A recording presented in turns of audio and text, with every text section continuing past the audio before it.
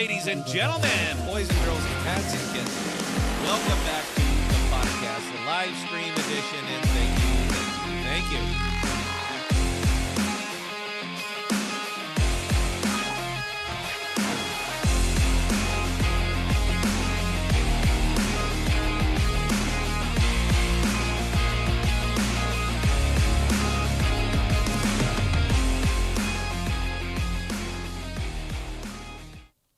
Ladies and gentlemen, boys and girls, cats and kittens, welcome back to the podcast, the live stream edition, and thank you. The podcast wants to be your home for rational crypto news and objectivity, leaving emotion at the door and talking about what we like, why we like it, where we see it going.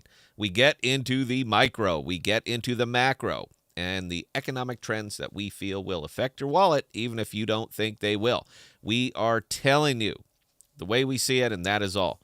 We don't slow down. We don't let up. Full speed is our only speed. I am your host, Scott, pragmatic investor who has won and lost fortunes. And joining me on the afternoon show is nobody because Bella's out doing some fiat farming. As much as I'd like to retire so that I can just keep this going, because I'll tell you what, I enjoy the hell out of it. I kind of need the bell. I need the bell on the other side. So either we make the show a huge success and she can retire, or you guys going to have to keep dealing with me doing this stuff. Here at the podcast, we have a tendency to talk about what others are not talking about, bringing the focus onto use case cryptos because, as we know, these are what drive the market and bring innovation to a world that desperately needs it. Status quo, no longer acceptable, and it's time for a technological revolution. Welcome to crypto. Welcome to the podcast. And again, thank you. That's that's the only feedback I get is when I hit that button. I can hear the applause. I'm like, oh, look, they love me. And I have to caveat this entire stream. A crown. I lost a crown on one of my teeth last night. I was eating an English toffee, and the damn thing just came off. It had been in my mouth for years and years. I forgot it was a crown, but the damn thing came off. So I'm doing my best to try to pretend that there's not a hole in my mouth right now. And if you've ever lost a crown before, this is rough, man. This is tough. I'm trying to pretend like all of my teeth are still in there, and one of them is in a baggie sitting up here by the camera. So I'm going to try not to lisp, but the more I talk about it, clearly the more it's occurring to me that there's something wrong. But you know what? We soldier on. Crypto doesn't stop. Crypto doesn't sleep. Neither do we. We'll power through. We'll soldier through it and try to bring you guys the best show that I can. So you guys know I'm a fan of market sentiment. I talk about it a lot. And I'm also a real big fan of the goldfish memory that seems to surround cryptocurrency and investing in general. I'm going to piss somebody off with this next statement, but you know what? Pretty much everything I say is going to piss somebody off, so I'm just going to say it anyway. I'm going to liken it to childbirth. That's right. I went there. I went to childbirth, but allow me to let me carry on just a little bit. I want to give some context.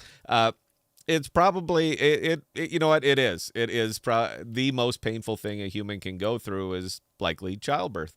I wouldn't know personally. I have children, but they didn't come out of me, so the hell do I know? But people forget, and women tend to forget that it hurt, because there's plenty of women walking around that have more than one child. So I'm going to use that and default back over to the crypto goldfish memory that I like to talk about. And again, it's a financial memory that seems to hit us. Every time we're in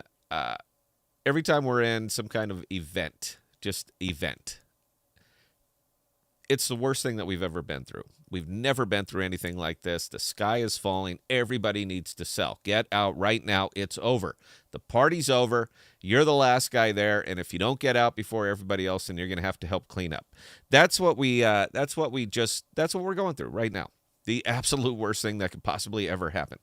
But it isn't, and it wasn't, and we will carry on because people forget. They forget about the 10, 15, 18-point drops in their wallets that they took on a single night. They forget about it. They pretend that it didn't happen. Their minds can work it in such a way to say this is just the nature of it, and they carry on. Now, a lot of very mature investors who've been through this over and over and over, that is kind of the way that they see it. It's the way I see it. All right, it's Tuesday. What are you going to do? It sucks, but here we are. And it's amazing to me, if you paid any attention to Twitter over the weekend, how quickly a lot of this stuff is starting to just slough off, and we're starting to get back down to business. Over the weekend, that was it. Kramer, sell it all. That was his tweet. He said, you got to sell it all right now because, everybody takes him so seriously. So, of course, you should do whatever he says.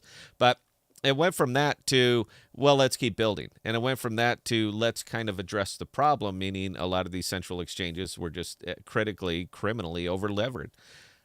It went from that to, let's just be smarter about it. And it's just kind of funny how quickly that happens. And I don't know what your wallet was this morning, but I can assure you that there's more in it now. From a fiat value, probably, I don't know if you're a farmer or not, maybe not more tokens, but the fiat value of those tokens is a little bit higher. Again, because people forget. Sensationalism is wonderful, absolutely wonderful for YouTube, for Mad Money, for CNN money, for all the MSN money. It's wonderful from an entertainment standpoint. But there's very little actual value that you're going to get out of that. Now, anybody who's been paying attention to this, you know what happened. You understand the implications of this. It's going to take a little bit to fully shake it out. It absolutely will. It always does. But it happened before, and it will happen again. And right now, the worst thing that could ever happen is happening, right? That's the message. But 3 months from now, after this is gone, because up till now, Voyager and Celsius was the worst thing that could possibly happen, and we're barely even talking about them anymore. So this is the worst thing that can happen until the next worst thing that could ever happen.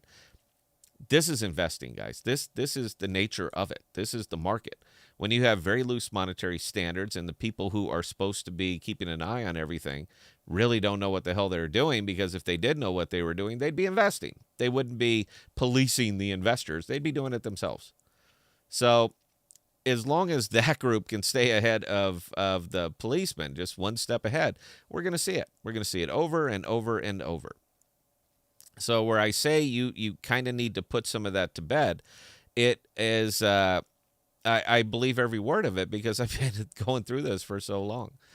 Bitcoin's going to recover. It will. Now, it's not going to be the Bitcoin that you remember, because I hope that people have gotten a little bit smarter about it. Bitcoin would have never seen $60,000 without the leveraged position that all of these exchanges were creating for it. It would have never seen $60,000. So the same beast that built it also destroyed it. It happens. But we're starting to get down to a realistic number. We're starting to get down to some acceptable little bit of reality. And we're going to kind of forget what actually happened. Again, this is the nature of it. So we're going to get into some stories today. I love a couple of these, man. They just absolutely get me spun up. And I apologize if I start spitting and pounding the desk, because, my God, these guys, they piss me off. I mean, they really grind my gears sometimes. And, yeah. But we're also going to be getting into some fundamentals, because as this market is starting to settle down, fundamentals are going to become more important than ever. So I want to make sure that I also touch on those. So I hope you enjoyed the little off-script monologue. Again, I want you to know want to give you context. I want you to know where I am, what I'm thinking, so that we can all go through this together. And I still got a hole in my mouth. I'm trying my best not to lisp, but it's gonna come out, man. This is rough. So why don't we I was gonna take a break and try to clean but you know what? We're just gonna soldier through here, guys. So, a couple good stories in here I really wanted to touch on too, but I'm gonna start with this one. I want to make sure that you guys can see the picture good. Love the hair, by the way. I think, you know what? It's for what this guy was about. It fits. He's in character. He's perfect. So I'm sure you guys all know who this guy is. You all know what that logo on his shirt means. And this was a story that was pulled from the NYT, from New York Times, the alpha and omega of news reporting, the New York Times. And we're going to touch on a couple of these things because there's a reason that they're doing this. This is the funny thing. There is an absolute reason that the New York Times is doing this. It gets to really starts getting to the root of all of this mess, how it was allowed to continue, how people were allowed to just not see anything. And this is starting to soften it a little bit. There's a reason for it. I'll get into it. In less than a week, the cryptocurrency billionaire, SBF, went from industry leader to industry villain. Lost most of his fortune, saw his $32 billion company plunge into bankruptcy, and became the target of investigations by the SEC and the Justice Department.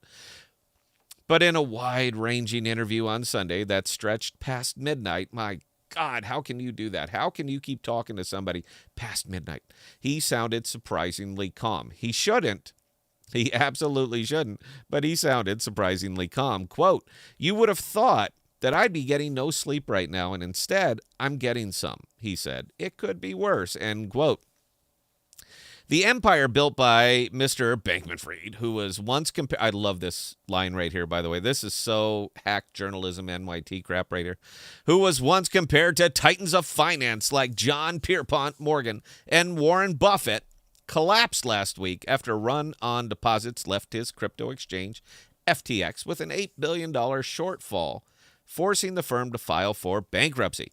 The damage has rippled across the industry, destabilizing other crypto companies and sowing widespread distrust of the technology. So this is how they're kind of warming this one up. And again, I love hack journalism, and whenever I'm not sure if I'm on the right path or not, I go to the New York Times. Not because I believe in the writing, but because I want to figure out what not to say. That's kind of where I end up. And I'll tell you what, man, they're kind of hitting every little... This is just... It's such a softball piece for everything that happened. And again, this is why I'm actually dedicating some time to it. So let me continue down with this. If you haven't read the article, then you know what? Welcome to the podcast. I think it's important.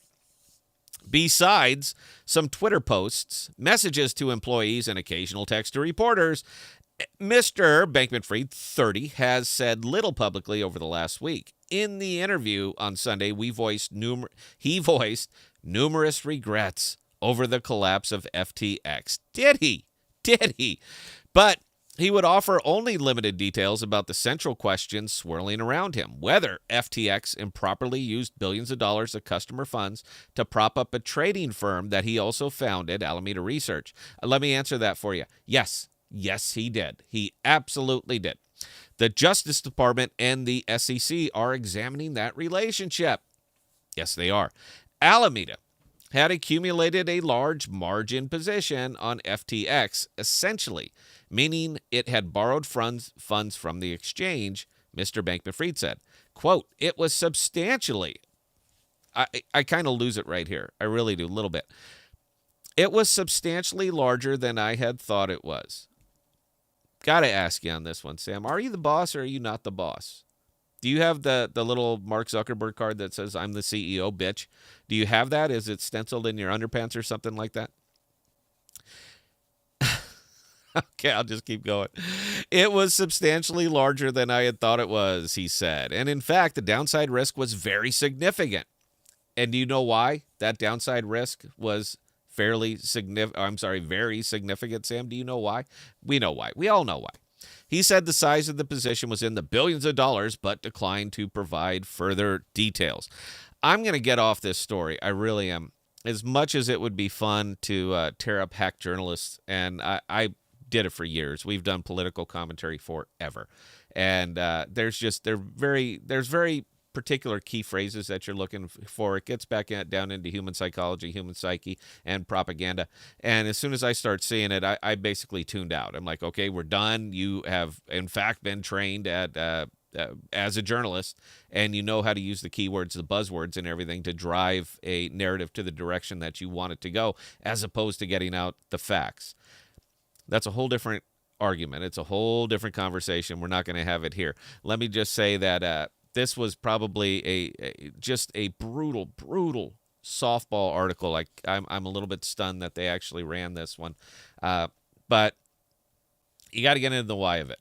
And we will be getting into the why of it here in a couple months as this starts to shake out. A couple things. One, the powers that be, they want this to go away. They want this to go away quietly, because they don't want their names tied with that. Again, the demon, the worst thing that's ever happened in the history of crypto or finance, just happened.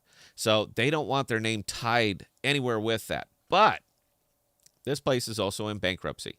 Names will be disclosed. Percentages will be disclosed. Numbers will be disclosed.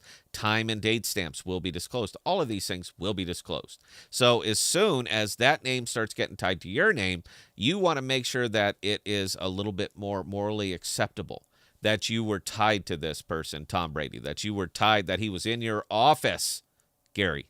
You want to make sure that, well, he was, kind of a nice kid. Just take a look at the NYT article. It'll tell you everything that you want to know. This is why they're doing it. This is why they will continue to push this softball narrative. That's why they will continue to build him up as this equivalent to Pierpoint and Buffett. That's why they're going to combine his brilliance, because you know what? If somebody this smart didn't see it coming, what would you expect of me, Senator so-and-so? What would you expect of me? Because look at this. Look at the article, man. Nobody saw this coming. We didn't know anything about that. That's why they're doing it. That's why they'll continue to do it. And that's the direction that the narrative will go. Does it help crypto? No. Does it help finance? No. Does it help anything? No. But what it does do is soften the blow for all of these big names, the celebrities, and everybody else who's been tied up with this. It'll just ease it out. Well, it happened. This is finance, and on they go. So, guys, if you could give me just a very short 60 seconds here, I got to do something about this. It's driving me nuts. We will be right back. Got a few more stories. We will get into some money because that's what we do. And, so 60 seconds. Be right back. Thank you.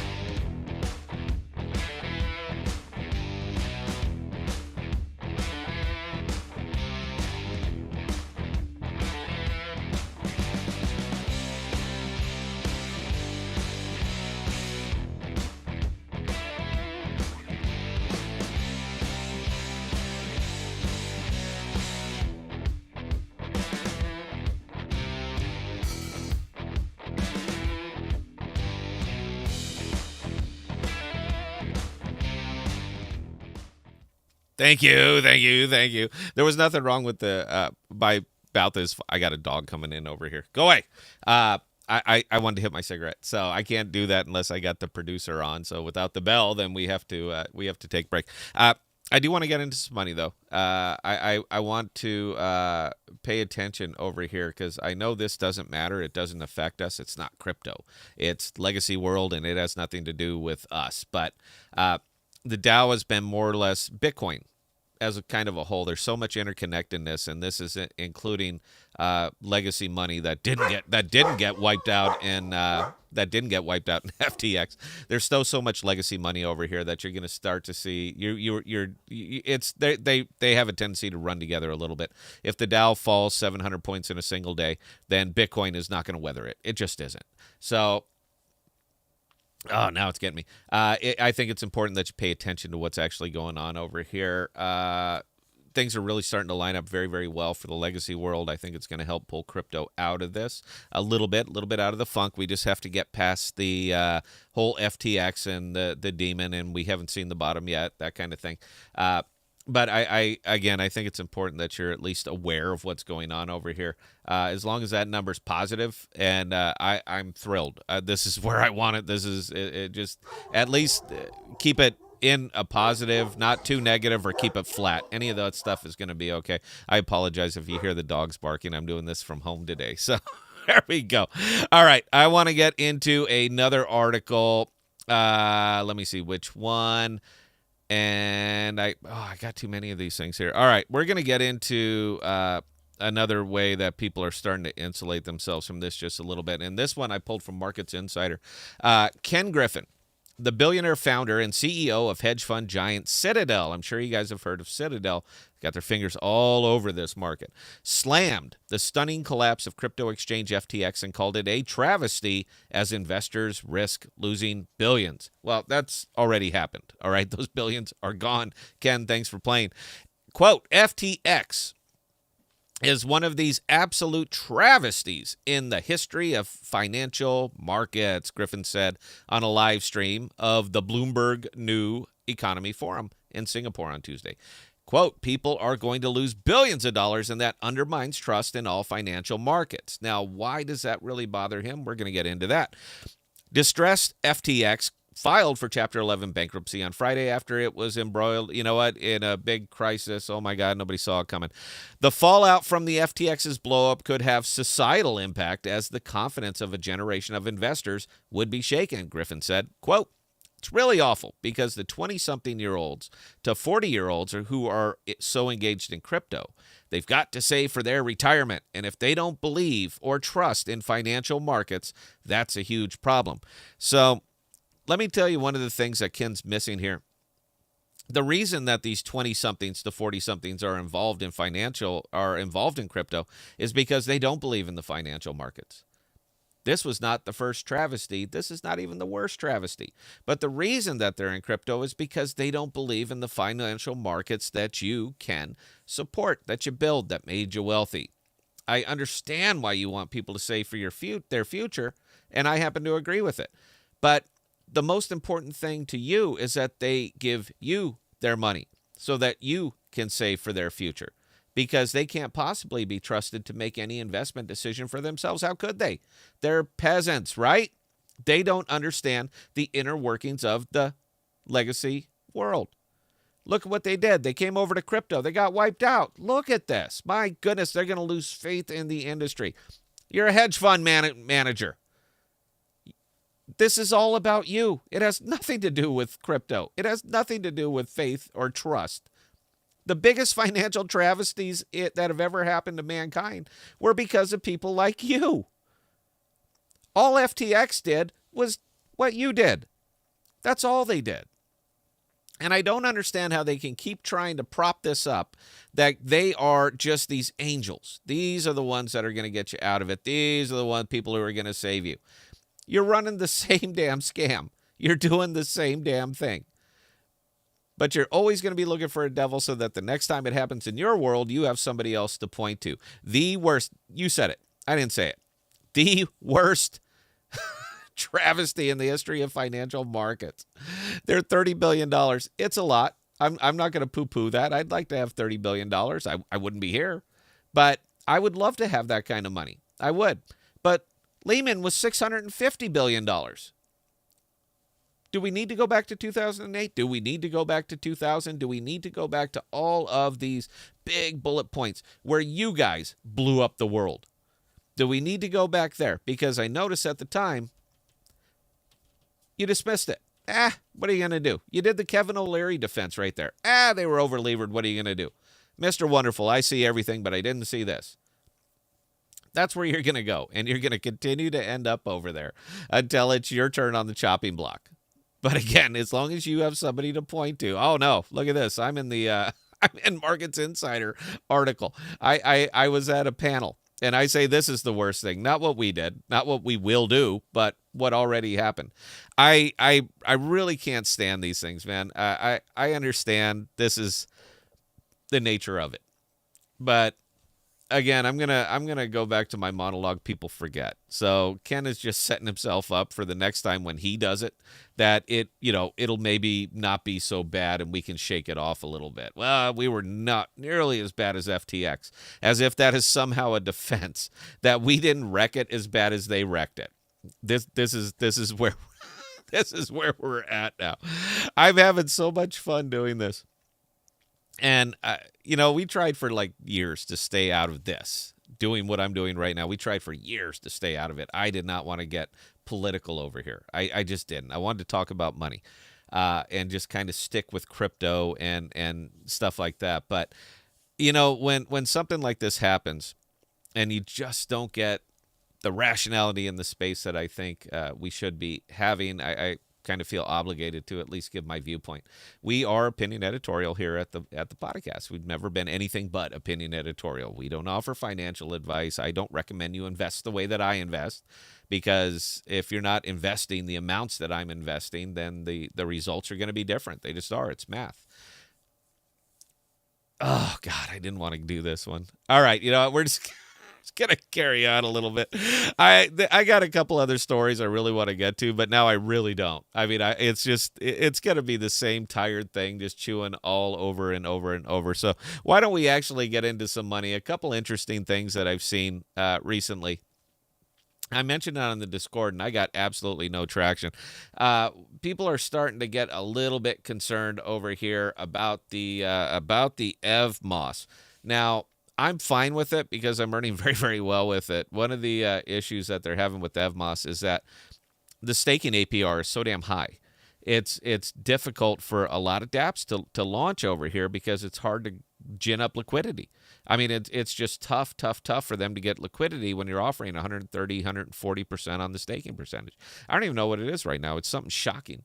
But it's tough for a lot of dApps to come over here and really start working EVMOS because it's so much better to stake it for you personally. As much as I want EVMOS to be incredibly successful because I do own a bunch of it, the only way you can really get people interested in this is to offer something like what Diffusion's doing right here. As soon as this refreshes, I like earning on Diffusion, but their website, boy, they need some work, man, because I have a hard time making my MetaMask work with this thing. And I've done it. I've made some of the changes over here. Let me pull up my MetaMask. Hang on, guys. I've made the changes over here on the network. I went searching for better connections and all that stuff, but I still have a lot of trouble over here. But the only way that a lot of these apps can really start functioning, particularly anything in finance, is this is DeFi. All right, you have to provide liquidity. You have to provide liquidity. We have to push money over here. So the only way they can do this is this just gonna absolutely hammer me during a live stream? That's great, by the way. There you go. The only way that they can do it is by offering just these crazy high APRs. That's the only way that they can really get liquidity built up over here because the staking percentage of EVMOS is so damn high. So and then it blanks out. That's great. Round of applause for Diffusion, by the way. This is what they're kind of having to do. So I've been sniffing around the EVMOS Reddit a little bit, and something actually caught my eye. And I'd love anybody who's a little bit more in the know over here if you could do a little homework for me and kick me up, just give me the rundown. Send it to scott@thepodcast.com. I'll send you some jackal. But the thing that I saw over here that really, really caught my eye was this one right here. Is EVMOS swap dead? Is it? There's been no update on that GitHub for a good month. So whatever they were working on, I want to say that they were probably tabling it.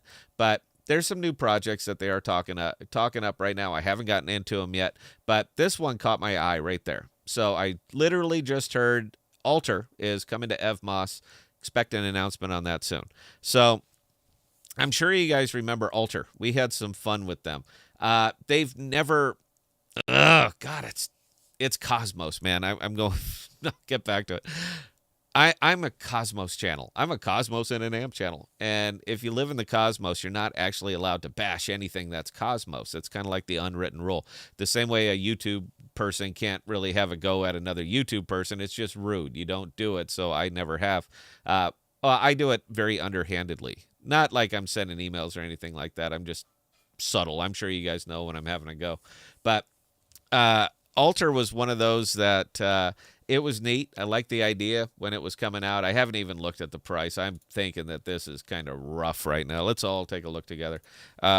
This thing launched and just absolutely bombed. I mean, it was rough.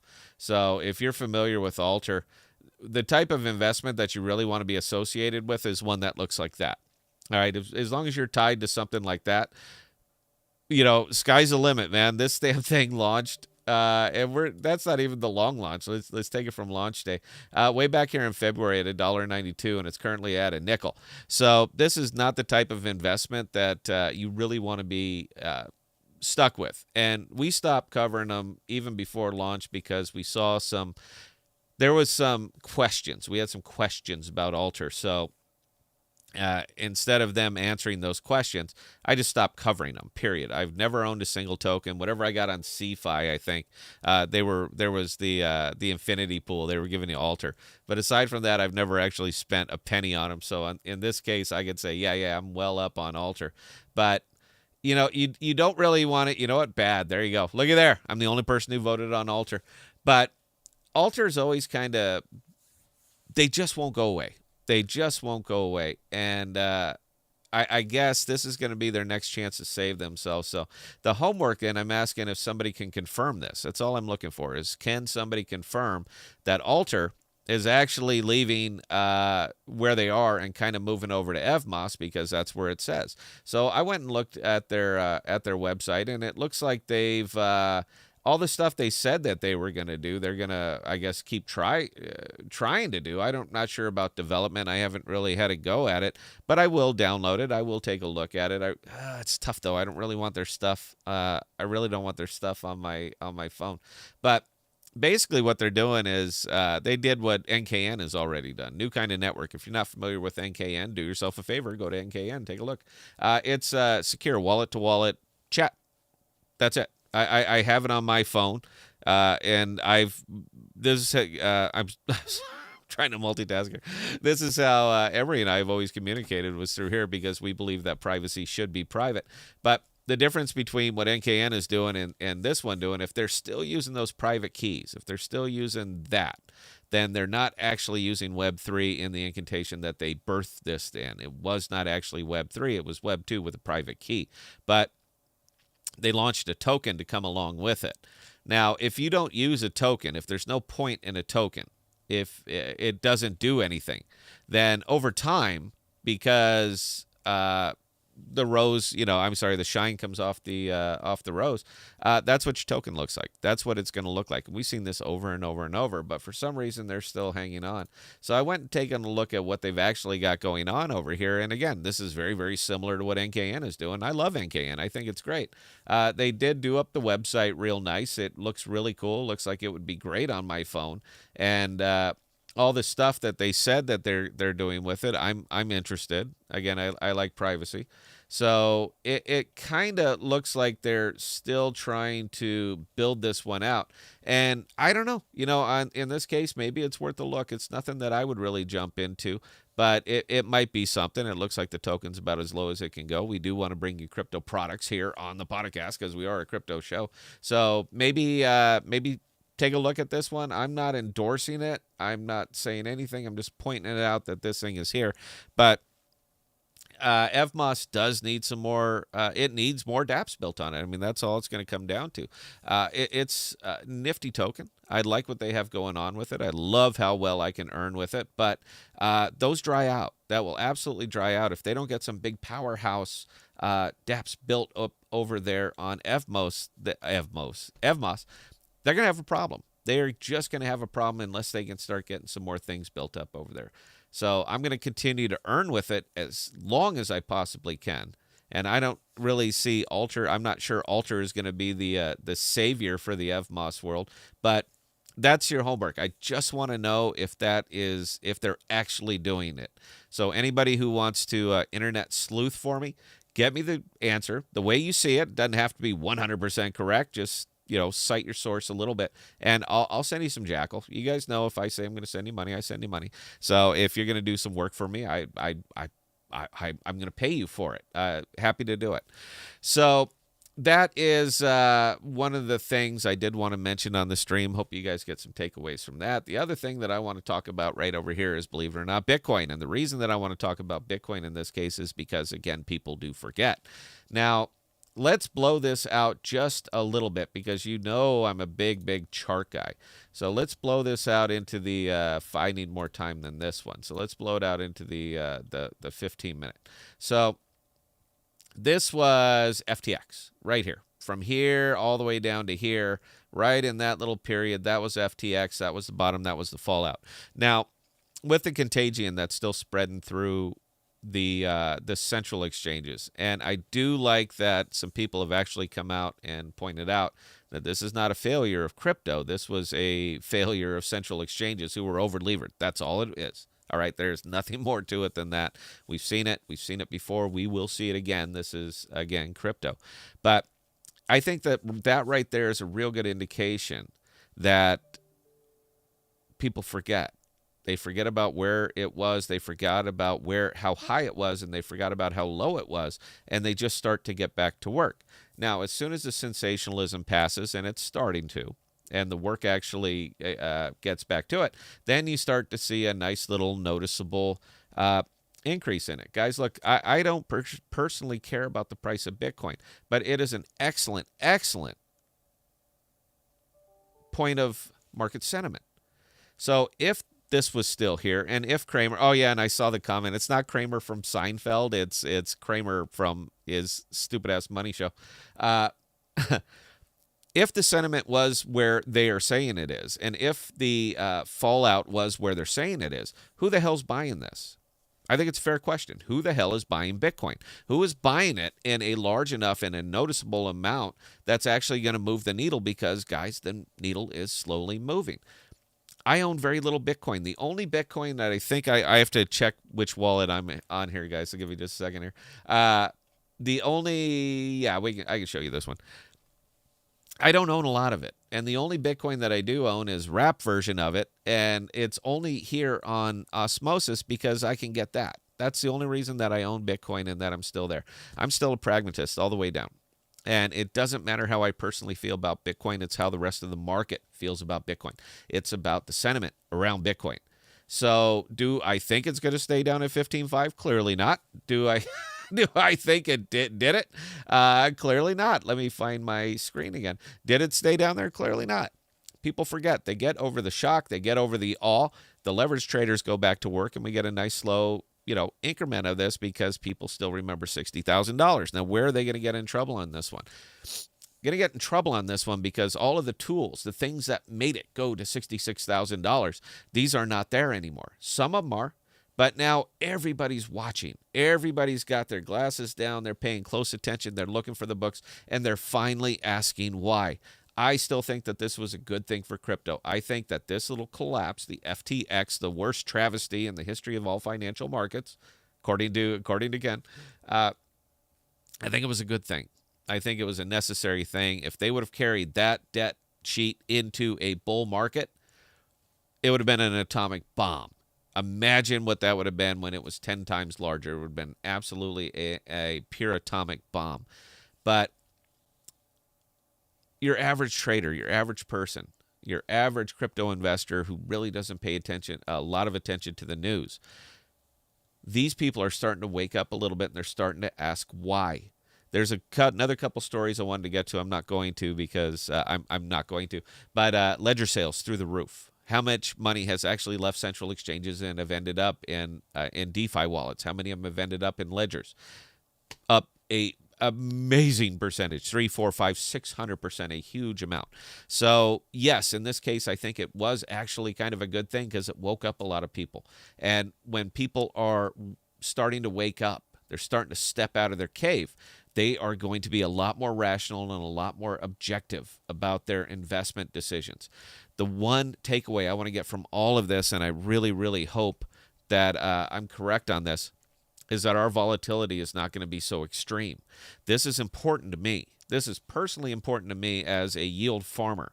We do best in flat markets. We do best in repressed markets. That's when our money gets exponential value, is when you can earn it in a bear market.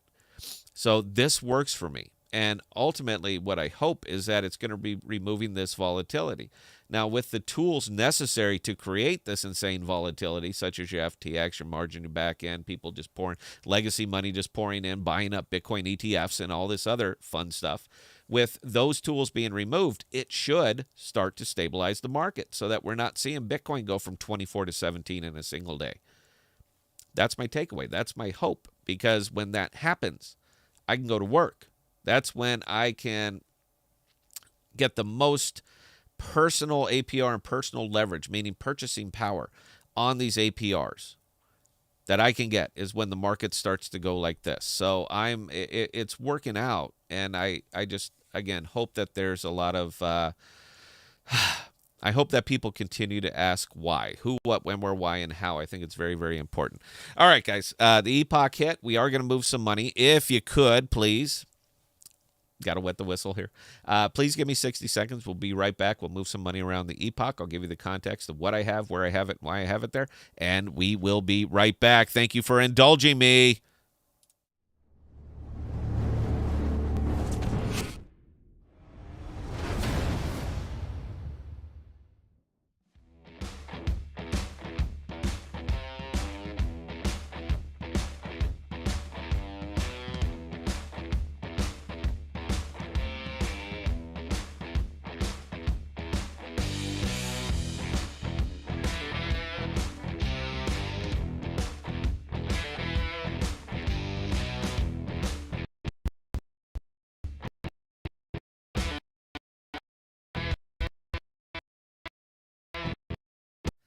Yes, I see my graphics hanging up. I'm sorry. I somebody even sent me an email last night. Leanson's going to build me a new system. He sent me over the specs. Oh, this is funny. This is funny. I don't give enough funny anymore, but I'm going to give you this one. He sent me over the specs. He said he'll build me up a system, and I said, "Great. You know what I do. You know what I'm using it for. So build me a system that'll do this." And he's one hell of a good bargain shopper. Leanson is a bargain shopper. He's also the guy that made me this, the animated graphic. I think it's great. But he sent me over the spec sheet, and he said, "Hey, it'll be about $1,300." And I said, "Well, I was expecting to spend about $2,000 to $3,000." So he hit me back with a chat immediately, and he said, "It'll be $2,000 to $3,000." I thought that was great. Round of applause. I love it's almost vaudevillian kind of comedy. That was fantastic. So thank you on that one, Leeson. I'm not supposed to show this wallet. We don't have a big crowd right now, so I can go ahead and do it anyway. So this is the YouTube wallet. You guys, we've been around this thing forever and ever, and this is why I yield farm. So we're currently sitting at $61,219, and let's go ahead and refresh it, and let's see how much I increase. So 61,219, and we increase to, wait for it, wait for it, wait for it. Oh, you suck, Frontier. I don't go to Osmosis proper anymore. I do all my business here on Frontier. 61667. So what is that? About $450, something like that. So again, this is why I yield farm. This is why I do it, because I like to see these tokens go up day after day after day. This is why I do it. So let's go ahead and break it down a little bit on this one. The Jackal. Look, man, I'm in on Jackal. This is not my big wallet, but I'm fully in on Jackal. So I love that number right there. I love picking up that combined with the APR that's starting to decrease. I understand that their price is a little bit hurting right now. That more or less has to do with the fact that they haven't launched a storage module yet. Econ on this one was built in a very specific way. Jackal is a use case token. Till that storage module goes live, that token isn't getting used, so that token's going to bleed. Couple that with the worst financial travesty in the history of all finance, and yeah, the price is going to go down. But for me personally, I'm not sweating it. So every day I take my Jackal, however much it is, and I stick it back in there. I love this particular pool. It's been paying me really, really well. I haven't put my own money into this for since the launch. I bought it at the launch, and I haven't put one of my own dollars back in it at all. I've just been taking advantage of the token the way it's been built. So I'm just going to shove all of that back in there. So I will get a similar amount tomorrow. I'm trying to fight the decreasing APR. This is the way it was designed. But I'm trying to fight the decreasing APR because I want to make sure that number stays up there. That's it, man. This is I've been more or less dining on this one. I want to see if they're updating this part yet. Quick, or do I have to wait? Come on. We were at 398. Let me see if it updated. Oh, you suck. Frontier sucks today. Don't they know I'm doing a live stream? Apparently they don't care. Oh, you guys are awful. All right, I'll come back to that one. Anyway, the other kind of pools that I've been having a lot of fun in over here, and I've been enjoying it with the Osmo that I get. Also, I'm a farmer, so I get a lot of Osmo out of this stuff. Couple of them I've been playing around with. So one of the ones, for some reason, this is getting absolutely no talk. Nobody's talking about this one. Now, I happen to like Gravity Bridge. I do. big fan of Gravity Bridge. I'm a big fan of Axelar. Sadly, I think one of the I'm going to get heat for this. One of the best bridges that I think I've seen from a security standpoint, one of the best bridges I've seen was Peggy. So if you guys are familiar with SIFChain, and if you're on the podcast, odds are good you're familiar with SIFChain. Probably one of the best bridges that have been made in crypto this whole time has been Peggy. The problem with Peggy is that they didn't know what to do with Peggy. I think personally right now this is such a travesty because you have an exodus from central exchanges, and these are people that are trading certain things, certain tokens, looking for them and trading them in very certain ways. Peggy actually brought those tokens to the DeFi, so how easy would it be to sell that particular thing? You want to keep doing, you want the central exchange experience in the DeFi, come to SIFChain. So their kind of gross mismanagement absolutely hammered them and missed a beautiful opportunity because they would have been the one right now. Still want these tokens? You still want to do it? You're afraid of central exchanges? No problem, man. We have everything that you're looking for, and we have it right here. Here's how you can get there. Missed opportunities, man. This is kind of what we come down to. But I'm still a fan of Gravity Bridge. I use it. I move money around. Usually when I'm doing it, I use Axelar. But I'm a big fan of Gravity Bridge. So it seems like they're trying to make a little bit of a push over into here and get more of their tokens out. So from another pool that I'm in, they give me Gravity Bridge, and I understand this is not a lot. I'm just using this to illustrate it, but that's the Gravity Bridge that I get for free from that pool and this pool as well.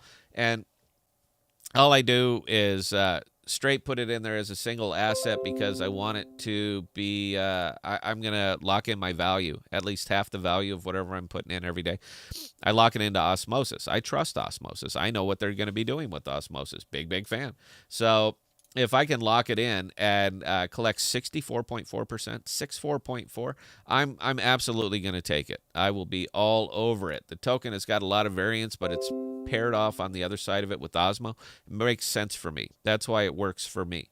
So I've been pushing into that one. That's kind of like my one-off. I'm just having some fun with it. On one of my bigger wallets, man, that thing's getting big. And it's getting big because of that one right there. So this is the other side of that pool, and that's USDC, Gravity Bridge, and Osmo.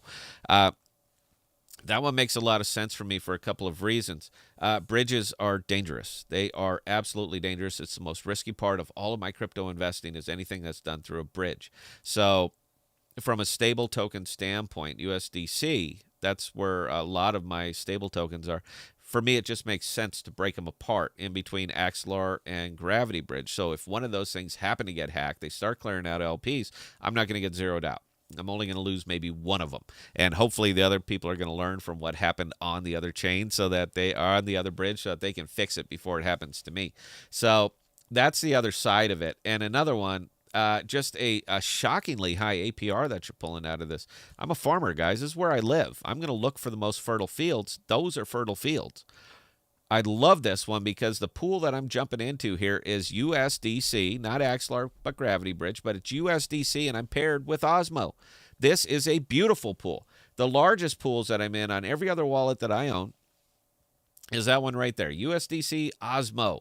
Huge APR. Very, very good pairing on these tokens. Half my risk is minimized because I'm paired up with a stable token on the other side. Love it, love it. So if I can get at or near that or get even a little bit higher if I was to come push over here, then yeah, man, I'm all over it. I'm just absolutely all over it. It works really, really well for me, and I'm going to keep going. Good buys right now. I've started changing up on a lot of my other ones. I've been pushing into Bitcoin, and I've been pushing into stars. I've been pushing into Bicana. I've been pushing heavy into Fetch because these are recoverable tokens. These things are going to run with Bitcoin. Bitcoin's going to be slowly, incrementally, but as market sentiment returns and as the sensationalism dies down, these things are going to get a nice organic push, and I want to buy them right now. So Stars Osmo over here is an absolutely fantastic pool for me, and I've been doing exceptionally well on this one. But I've been pulling it because of that. That's it right there. This pool is so heavily incentivized by Stars. So let's take a look at Stars and see how they've been doing. This one has been just an absolute outlier. I mean, for all of crypto, this thing has just been a monster. I'm not concerned about this over the last 24 hours. I'm a farmer, man. What happens day to day doesn't really affect me unless it's again, the most biggest event that's ever happened. It doesn't really affect me. I'm indifferent to the day to day swings. But this one doesn't really start to look good until you blow us out to 180 days. Now, that was June. That was the low point. That was when all crypto was crashed. Everything was down. Atom was sitting at $6. Osmo was about 70 cents on that date, June 18th. But let's see how it's recovered since then. This was just before FTX. That was after FTX. But this token has been moving wonderfully, and it really got me looking into it. Why is this thing moving so good? NFTs. I don't even like NFTs. I'm not a big NFT holder. The only NFTs that I really have, I have through Bicana because I bought it because I want to support the Bicana project. But 40 to 50% of all NFT business that happens in the cosmos happens on stars. It happens right here. So yeah, you're going to get tons and tons of organic growth out of that token. And the fact that I can come over here, pair it up with Osmo, you know how I feel about Osmo. The fact that I can pair it up and get this thing so heavily incentivized that I'm pulling an 80% APR. So when I come over here and hit the add liquidity button, a good deal of that stars, again, this is not the big wallet, guys, but that stars, that's free. Doesn't cost me anything. So I've actually started changing this one up a little bit, and I'm pushing some of my Osmo rewards into it because it's going to do its thing. When the rest of the market recovers, this thing's going to do its thing. But they're also building. They're also developing. They continue to go. I'm not a big NFT guy. Doesn't matter if I am. It matters if you are. MJ, one of our own guys, one of our own Discord people, he's part of the family, man. He does NFTs. He sets up NFTs. He's actually doing it. I haven't given him enough of a call out, man, and that's on me. I will, brother. I will, because I think you're doing a good thing. But aside from those two pools, aside from EVMOS, right here, that's where I'm pushing it. Wrap Bitcoin, Osmo, 66%. 66%. I'm willing to take that risk. I'm absolutely willing to take that risk because I don't consider that one too much of a risk. The biggest part, riskiest part of this whole pool right here is the fact that it's wrapped. If it wasn't wrapped, well, you know what? If it wasn't wrapped, you wouldn't be getting that either. You would absolutely not be getting that 66%. So the risk portion of this pool is going to be right there. But as far as the variance, I'm not terribly concerned. So I am still continuing to get into it. You don't see me unbonding anything. You don't see me taking Kramer's advice and selling. I'm going to continue to do what Scott does. I'm going to continue to earn the way that I see it, and these are the way I see it.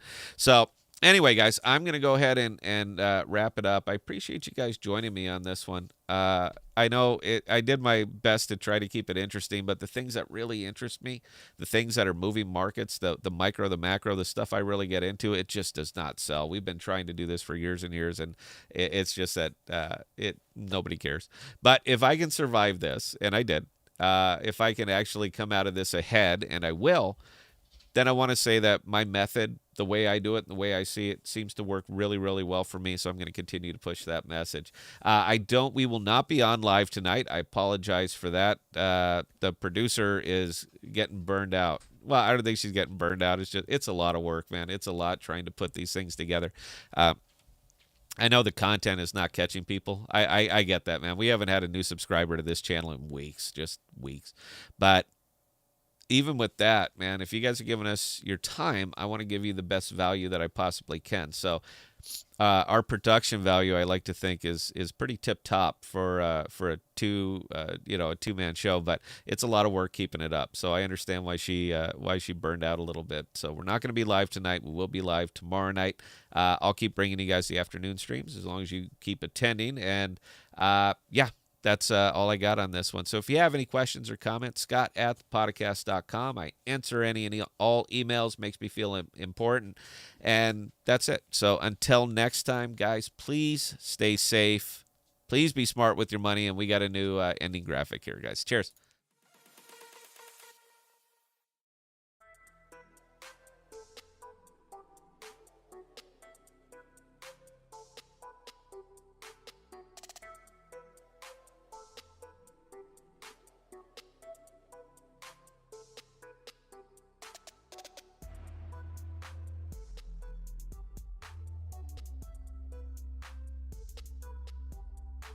thank you, thank you, thank you.